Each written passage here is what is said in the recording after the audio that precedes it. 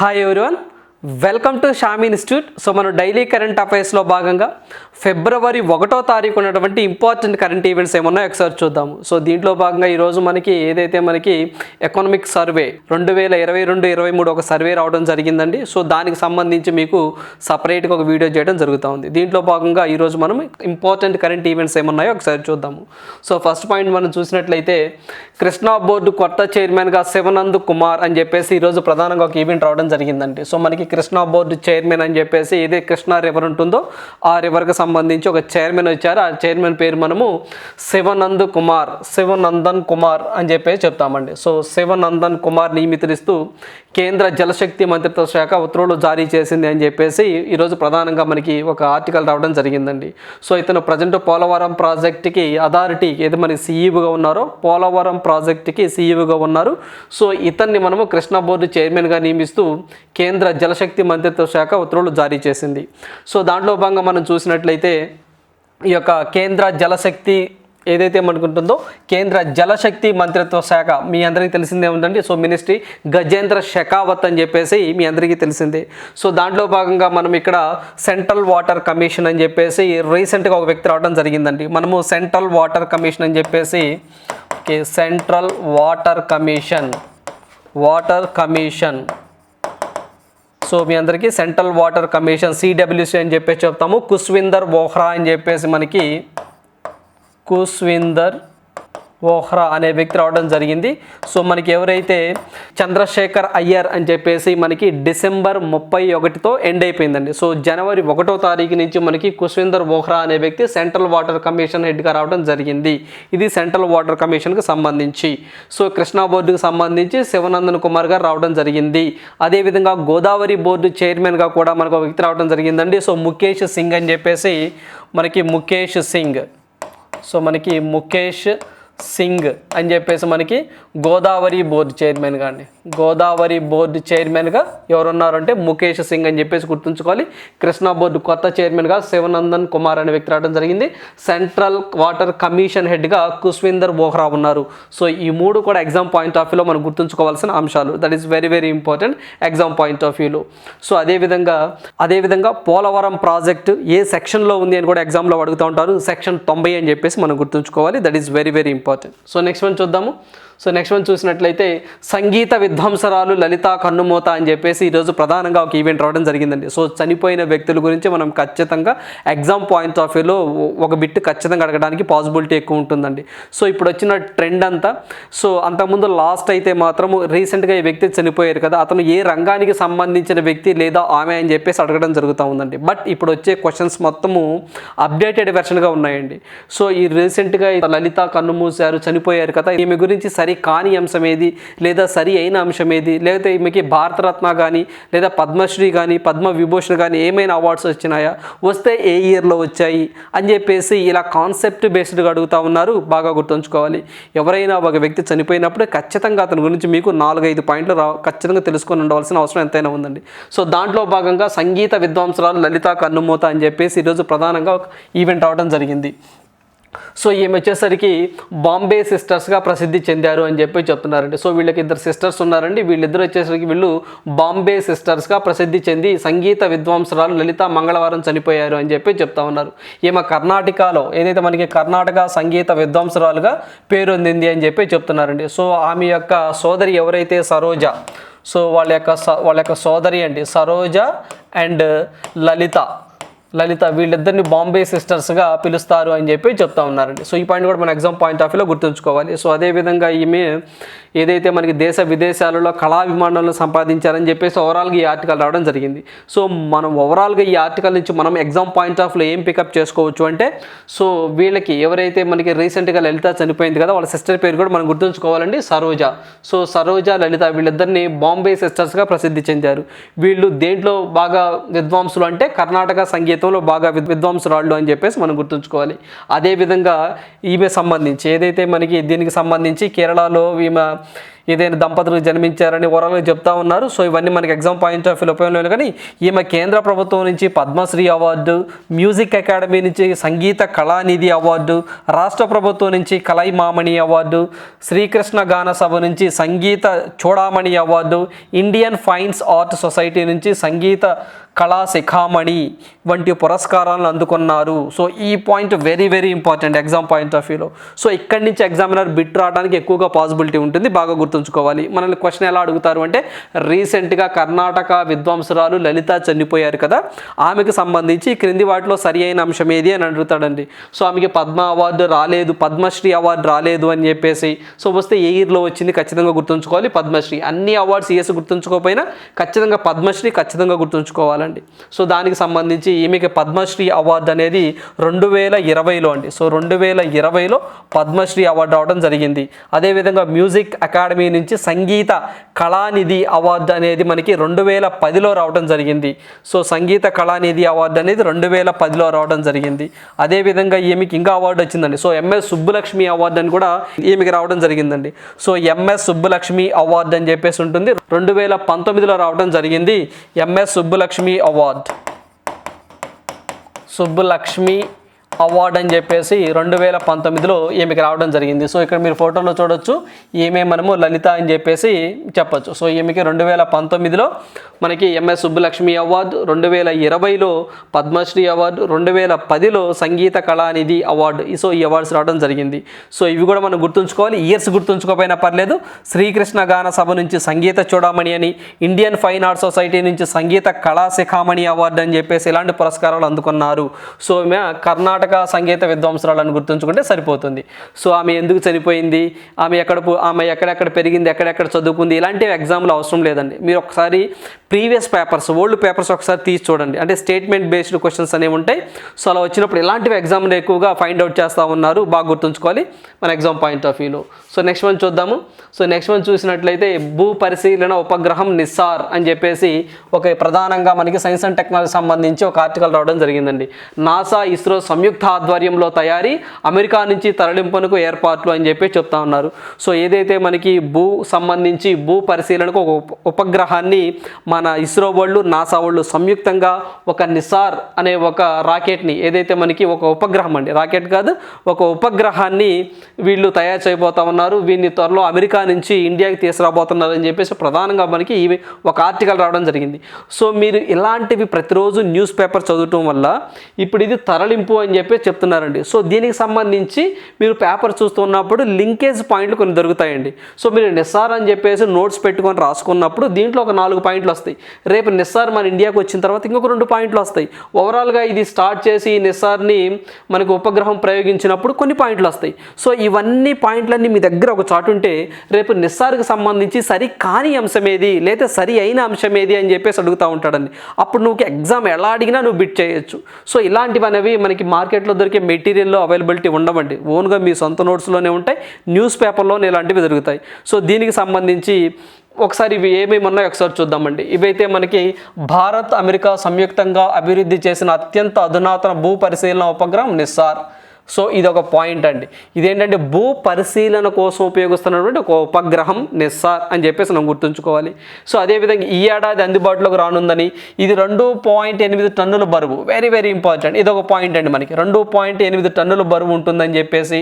So ఈ ఏడాది 2023 సెప్టెంబర్లో దీన్ని ప్రయోగిస్తాము అని చెప్పి చెప్తున్నారు. సో ఎగ్జాక్ట్గా సెప్టెంబర్లో అంటే అటు ఇటు అవుతుందండి. సో అంటే ఏంటంటే ఈ ఏడాదిలోనే సెప్టెంబర్లో నిర్దిష్ట కక్షలోనికి ప్రవేశపెట్టనున్నారు అని చెప్తున్నారు. అదేవిధంగా డ్యూయల్ బ్యాండ్ పేలోడ్ను బుధవారం కాలిఫోర్నియాలోని నాసా నుంచి తీసుకొస్తున్నామని చెప్పేసి ఓవరాల్గా చెప్తా ఉన్నారు. అదేవిధంగా అసలు నిస్సార్ అంటే అబ్రివేషన్ కూడా చెప్పాడండి. So NASA ISRO synthetic aperture radar, very very important అండి, దీన్ని మనం గుర్తుంచుకోవాలి. సో మనము నాసా ఇస్రో సింథటిక్, మనము సింథటిక్ అపర్చర్ రాడార్ అని చెప్పి చెప్తామండి. ఇక్కడే ఉందండి. So NASA ISRO synthetic aperture radar. So దీని యొక్క అంచనా వ్యయం ఎంత అని చెప్పేసి అడుగుతా ఉన్నారు.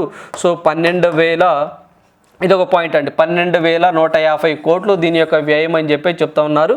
ఇది 2014 సెప్టెంబర్లో దీని యొక్క ప్రయోగం ఏదైతే మనకి ఇస్రో నాసా ముందుకు వచ్చాయని చెప్పి చెప్తున్నారు. అదేవిధంగా యూఎస్ఏకి సంబంధించిన ఎల్ బ్యాండ్ కానివ్వండి, భారత్కు చెందిన ఎస్ బ్యాండ్ ఉపయోగించి ఈ ఉపగ్రహం ఉపయోగించి ఈ యొక్క ఉపగ్రహాన్ని తయారు చేస్తూ ఉన్నారు. దీని జీవిత కాలము 3 ఏళ్ళు అని చెప్పి చెప్తున్నారండి. సో అదేవిధంగా దీనికి సంబంధించి వాతావరణ మార్పులను శాస్త్రవేత్తలు సులువుగా అర్థం చేసుకోవడానికి, అదేవిధంగా ప్రకృతి వైపరీత్యాలను సమయంలో విస్తృతంగా సహాయపడుతుందని, భూగ్రహంపై ఉన్న జీవావరణము, వాతావరణ పరిస్థితులు, మంచు పలకల పరిస్థితి, సముద్ర భూగర్భ జలాల మట్టాలు, సునామీలు, అగ్నిపర్వతాలు, విస్ఫోటనాలు కొలిచేందుకు ఇది వీలు పడుతుంది అని చెప్పేసి ఓవరాల్గా చెప్తా ఉన్నారు. చూడండి దీనివల్ల ఎంత ఉపయోగం ఉందో. ఓవరాల్గా నువ్వు ఈ సెంటెన్స్ గుర్తుంచుకుంటే very important exam point of వ్యూలో. సో వాతావరణ మార్పులను శాస్త్రవేత్తలు సులువుగా అర్థం చేసుకోవడానికి, ఏదైతే మనకు సముద్ర గర్భాలలో ఉన్నటువంటి వాతావరణ ఏవైతే భూగర్భ జలాలకు సంబంధించి కానివ్వండి, సునామీలకు సంబంధించి కానివ్వండి, అగ్నిపర్వతాల విస్ఫోటనానికి సంబంధించి కానివ్వండి, ఇలాంటివన్నీ ముందస్తుగా కొన్ని సంకేతాలను పంపిస్తుంది యొక్క ఉపగ్రహం అని చెప్పేసి చెప్తా ఉన్నారు. సో ఇది ఒక పాయింట్ మనం బాగా గుర్తుంచుకోవాలండి. సో ఓవరాల్గా నీకు ఇక్కడ 5 పాయింట్లు అవడం జరిగింది. సో ఒక్కసారి చూద్దాం దాని గురించి. స్టేట్మెంట్ బేస్డ్ క్వశ్చన్ వచ్చినప్పుడు ఎలా మనం చదవాలి పేపర్, సో ఏదైనా ఒక అంశం వచ్చినప్పుడు ఎలా చదవాలి, ఎన్ని పాయింట్లు మనం నోట్స్ చేసుకోవాలి ఒకసారి చూద్దాం. సో భారత్ అమెరికా సంయుక్తంగా అభివృద్ధి చేసిన అత్యంత ఆధునిక భూ పరిశీలన ఉపగ్రహం నిస్సార్. దీని యొక్క బరువు 2.8 టన్నుల బరువు ఉంటుంది అని చెప్పి చెప్తున్నారు. సో అదేవిధంగా దీని యొక్క పూర్తి abbreviation NASA ISRO synthetic aperture radar. దీని యొక్క కాస్ట్ మొత్తం వ్యయము 12,150 కోట్లగా ఉంది. సో ఈ సంవత్సరం సెప్టెంబర్లో దీన్ని ప్రయోగిస్తారు అని చెప్పి చెప్తా ఉన్నారు. అదేవిధంగా అమెరికాకు చెందినటువంటి ఎల్ బ్యాండ్, భారత్కు చెందిన ఎస్ బ్యాండ్ సార్ను ఉపయోగించి ఉపగ్రహాన్ని తయారు చేస్తున్నారు.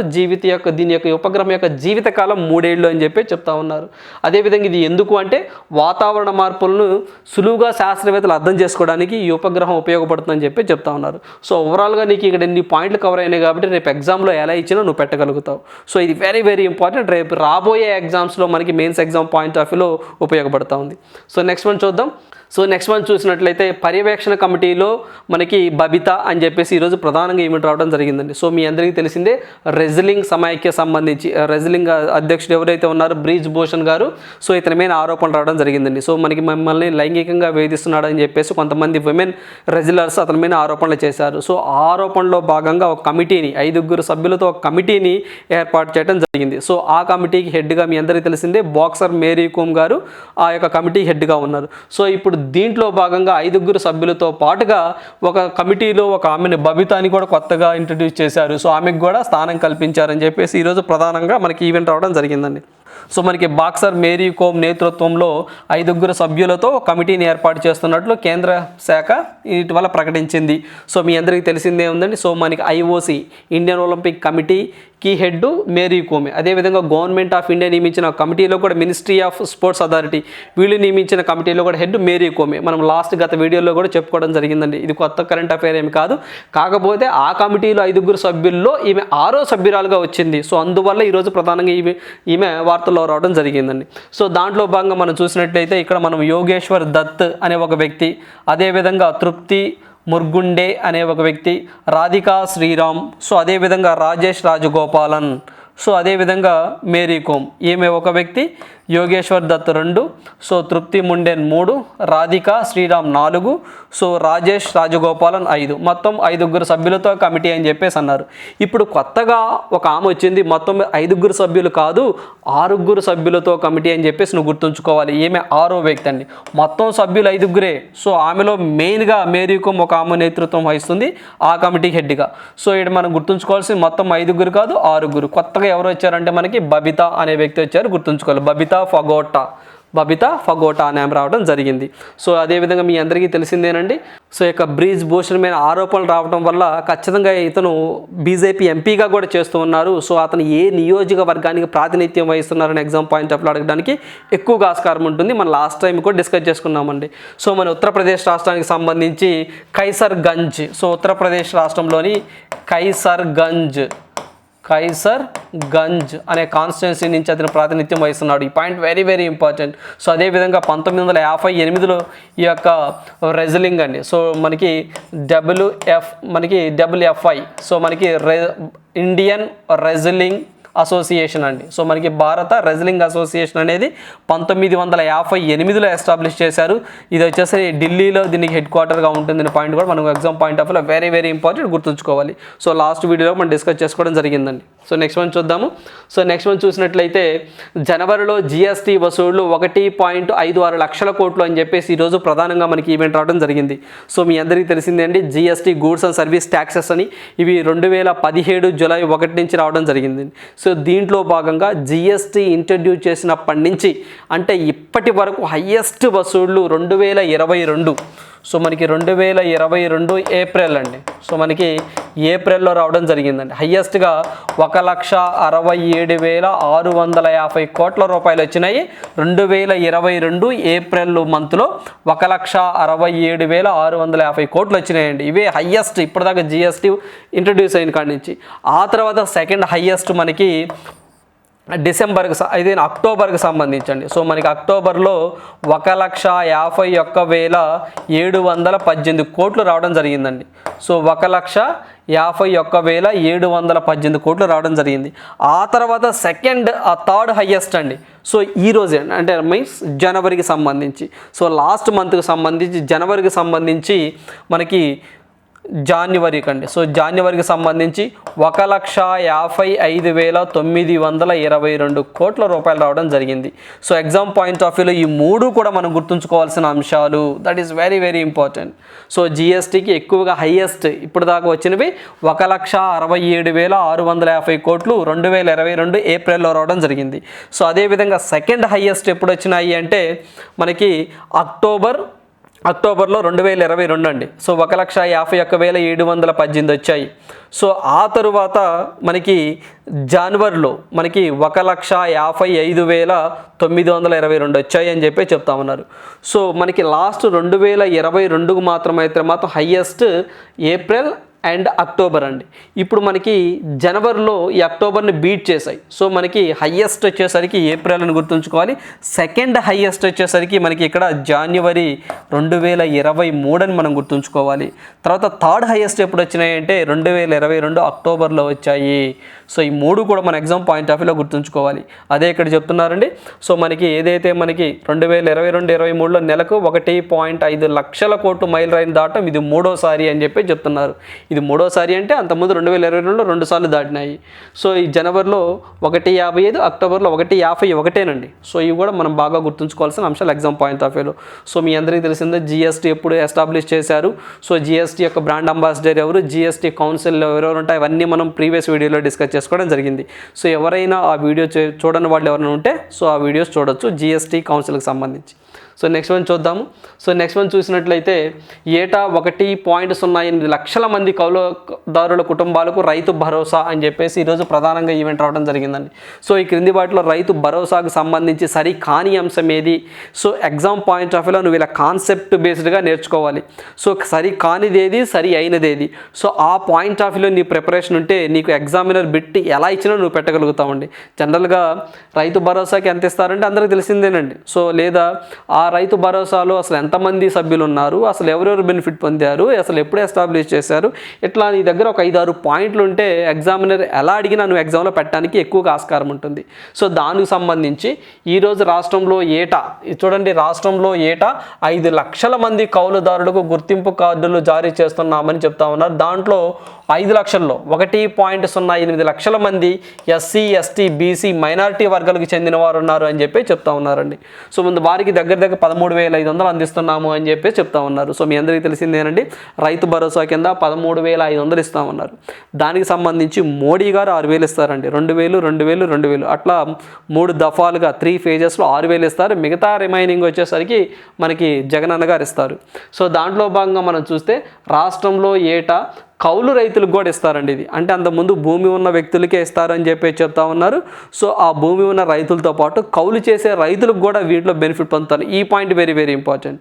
సో మొత్తం కౌలు రైతులు గుర్తింపబడిన కార్డులు ఏటా 5 లక్షల మందికి ఇస్తున్నామని చెప్పేసి, ఆ వారిలో కూడా 1.08 లక్షల మంది ఎస్సీ, ఎస్టీ, మైనారిటీ వర్గాలకు చెందిన వారు ఉన్నారని చెప్పి చెప్తా ఉన్నారు. సో ఇది ఒక పాయింట్ గుర్తుంచుకోవాలి. ఏటా 13,500 ఇస్తూ ఉన్నారు. దీన్నే మనం రైతు భరోసా పిఎం కిసాన్ పథకం అని కూడా అంటామండి. సో మనకి రైతు భరోసా పిఎం కిసాన్ అని చెప్పేసి అంటాం. ఈ పథకం కింద గత 4 ఏళ్లలో దగ్గరగా 52.38 లక్షల కుటుంబాలకు 25,971 కోట్లను అందించాము అని చెప్పి చెప్తా ఉన్నారు. సో ఇది ఒక పాయింట్ చూడండి. ఇలా కాన్సెప్ట్ ఓరియంటెడ్గా నువ్వు ప్రతిసారి వీటిని అప్డేటెడ్ వెర్షన్ అండి. మొత్తం ఎంతమంది అంటే గత 4 ఏళ్ళలో 52.38 లక్షల కుటుంబాలు బెనిఫిట్ పొందినాయని చెప్తున్నారు. ఈ 4 ఏళ్ళు ఎంత కేటాయించారంట 25,971.33 కోట్ల రూపాయలు లబ్ధి కలిగిందని చెప్తున్నారు. సో ఇవన్నీ మీరు నోట్స్ మేకింగ్ చేసుకోండి. ఎగ్జామ్ పాయింట్ ఆఫ్ లో వెరీ యూస్ఫుల్గా ఉంటుంది. సో అదేవిధంగా అందులో పిఎం కిసాన్ అండి. సో అందులో మనకి మోడీ గారు ఇచ్చే అమౌంట్ అండి. చూడండి, ఈ 25,970 కోట్లలో పిఎం కిసాన్ అంటే మోడీ గారు 2,000 వేస్తారు కదా, ఆ డబ్బులు వచ్చేసరికి 10,394.99 కోట్లుగా ఉన్నాయి. చూడండి ఎంత మంచి బిట్టు. రేపు ఎగ్జామ్లో ఇలాంటివి ఎగ్జామినర్ ఎక్కువగా స్ట్రెస్ చేసి అడగడానికి పాసిబిలిటీ ఉంటుందండి. ఓవరాల్గా నీకు ఎంత ఖర్చు పెడుతున్నారు అంటే 25,971. దాంట్లో మోడీ గారు ఎంత ఇచ్చారు అంటే 10,394 కోట్ల రూపాయలు ఇచ్చారని పాయింట్ 7 గుర్తుంచుకోవాలి. గత 4 నెలలకు మొత్తం ఎన్ని లక్షల కుటుంబాలు బెనిఫిట్ పొందాయి? 52,52.38 lakhs కుటుంబాలు బెనిఫిట్ పొందాయని చెప్పి చెప్తున్నారు.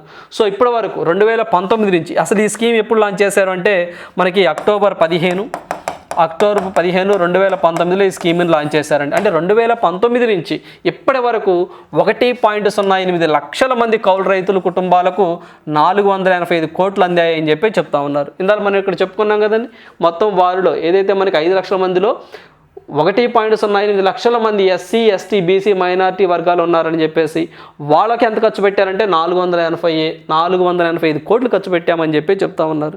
సో ఇక్కడ ఇదొక పాయింట్. సో ఓవరాల్గా నీకు ఇక్కడ 5 పాయింట్లు కవర్ అవడం జరిగిందండి. సో ఇవన్నీ మీరు నోట్స్ మేకింగ్ చేసుకొని సొంతగా మీకు నోట్స్ ఉంటే ఖచ్చితంగా రేపు రైతు భరోసా గురించి క్రింది వాటిలో సరి అయినది ఏది, సరి కానిది ఏది అని అడిగినా నువ్వు ఎగ్జామినేషన్లో పెట్టడానికి ఎక్కువ పాసిబిలిటీ ఉంటుంది. సో నెక్స్ట్ వన్ చూద్దాం.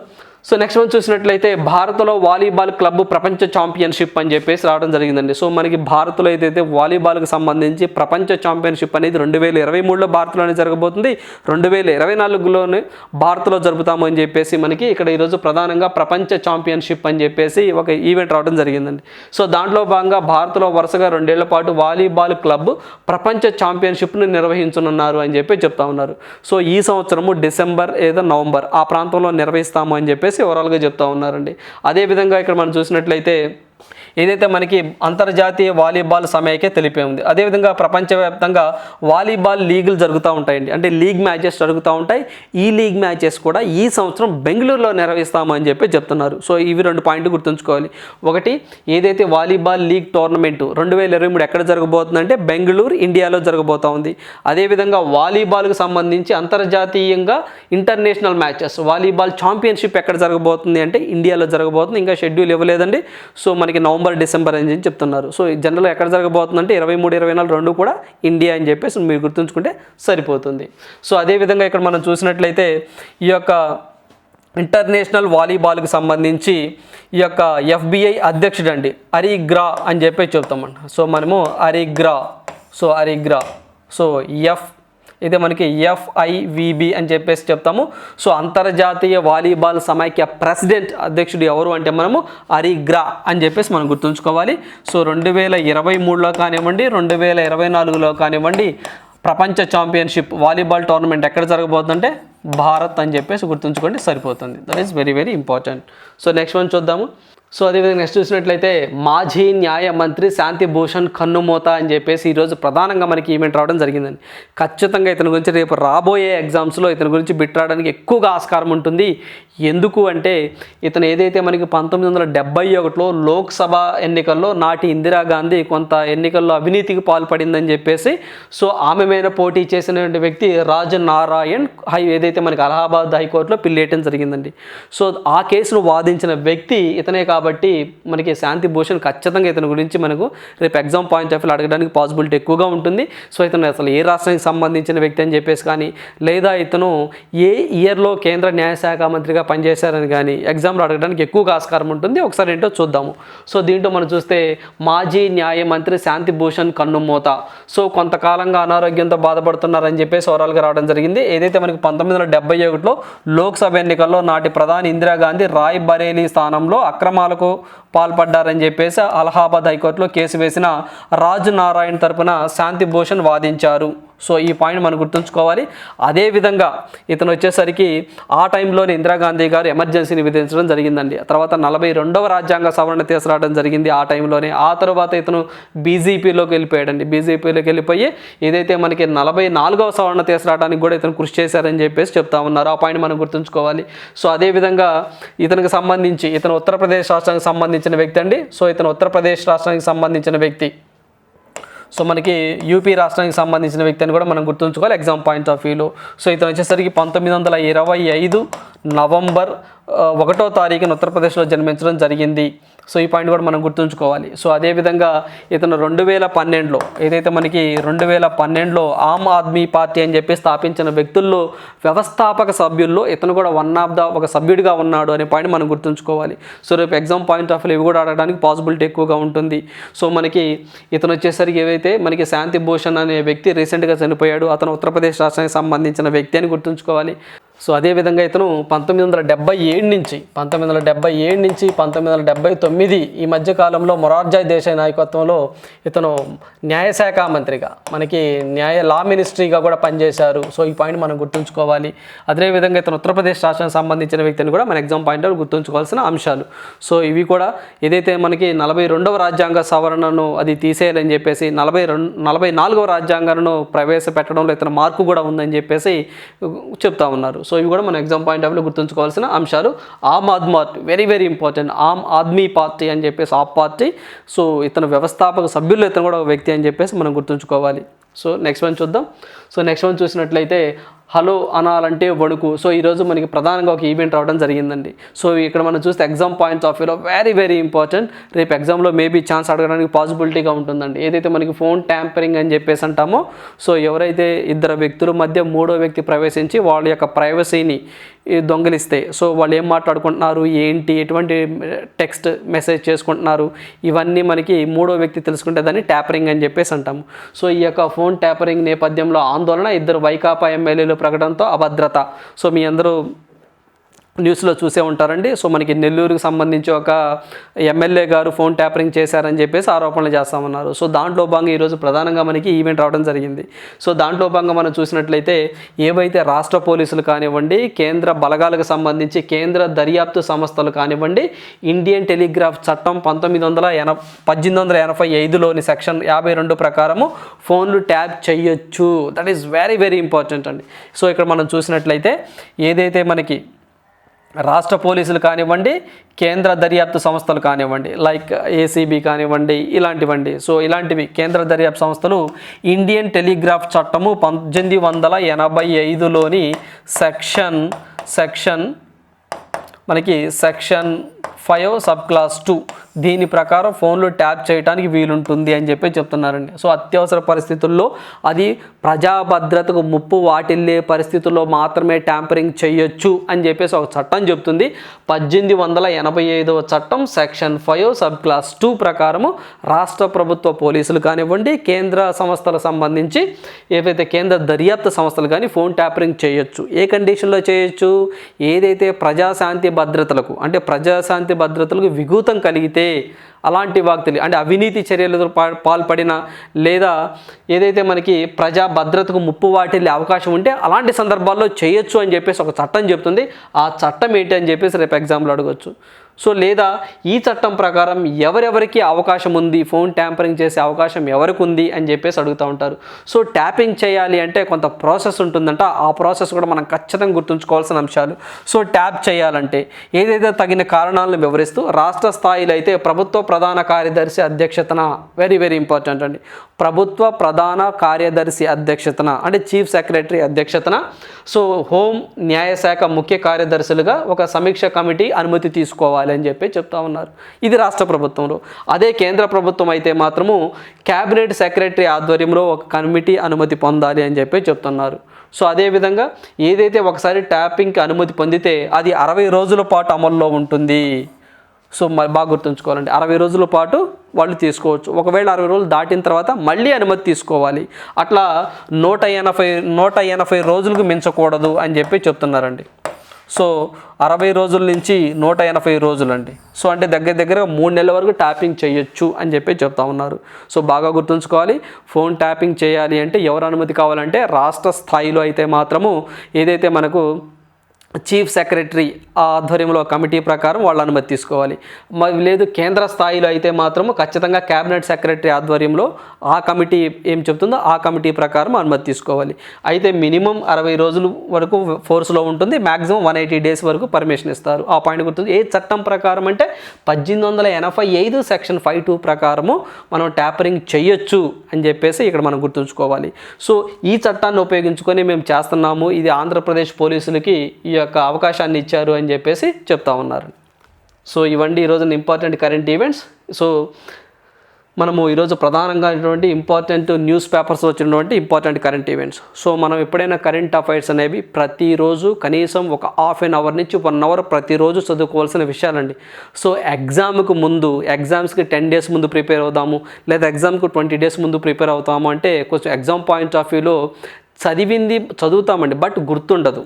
సో ఖచ్చితంగా మనం ఇప్పటి నుంచి మెయిన్స్కి ప్రతిరోజు ఒక హాఫ్ అన్ అవర్ లేదా 1 అవర్ ఖచ్చితంగా చదువుకోవాల్సిన విషయం అండి. అలా కాకుండా ఎగ్జామ్ ముందు చదువుతాము అంటే కొంచెం ఇబ్బందిమైన వాతావరణం ఉంటుంది, ఒకసారి చెక్ చేసుకోండి. So thank you, all the best.